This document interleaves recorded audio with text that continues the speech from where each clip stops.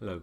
In this video I'd like to show you what eSubs is like for students and to explain how it helps with achievement and motivation. When a student first logs in, they see a list of all the assignments due in the next 30 days. Here you can see I've got 2 assignments due. The first one listed is revisions hand-in. First time round I achieved 2 pass criteria, 2 merit criteria and 1 of the 2 distinction criteria. It's due on the 16th of August. The second one I've got showing is an extra hand-in. Again, I missed 1 of the distinction criteria first time and didn't achieve it. An extra hand-in might be due to something like authorised illness, and eSubs tracks the awarding and approval of extra hand-ins. If I want to see more detail about one of these assignments, I can click on the View, and that takes me straight into seeing the detail of the assignment. Hand-in dates, I can look at the assignment instructions if I want to click on this link here. I get some overall feedback, which will be constructive feedback from my tutor, and detailed explanations for each criterion in the assignment as to why or why not I was awarded or not awarded that criterion. So if I go on down, I can see why I was not awarded the criterion D4, where the exam board wanted me to evaluate the final website against design and justify any changes made, making recommendations for further improvements. And here is the explanation of why I was not awarded that criterion. If I want to go and have a look at the actual work I handed in, I can click on the View Marked button. And if I handed in work of the file type which can have comments added within it, my tutor might well have added some comments. So here if I've handed in a PDF, and my tutor's added in some extra comments and feedback within the marked work.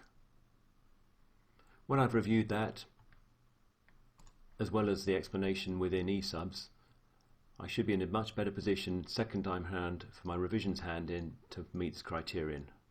And when I've done the work, I can just click the upload button and my work will be submitted.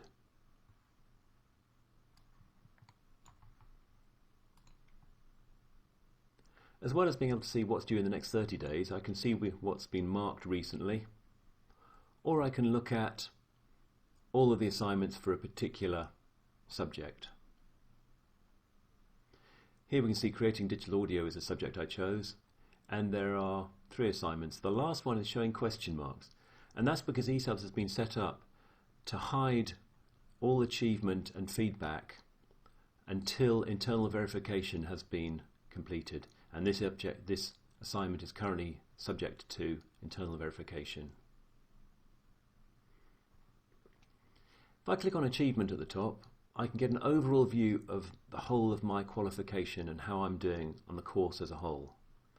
Each line is a different unit that I'm studying, and I can see here, for example, in computer networks I've hit all the pass criteria, all the merit criteria, all the distinction criteria, so I should be getting a distinction in this unit. Whereas website development, I've missed 1 of the distinction criteria. So if I click on that, I can see a lot more information about the criterion. I can see the actual criterion, what it is, evaluate the final website design against and justify any changes made. That looks rather familiar from what we were looking at before. And the explanation as to why I was not awarded that criterion. I've also got a button that I can click which will jump me straight back into looking at the detail of the assignment. That's the screen we were looking at previously. Another really nice thing I've got here is the ability to see how I'm doing and what sort of grade I'm likely to get overall based on target grades which I've put down, and I can change here on the right hand side.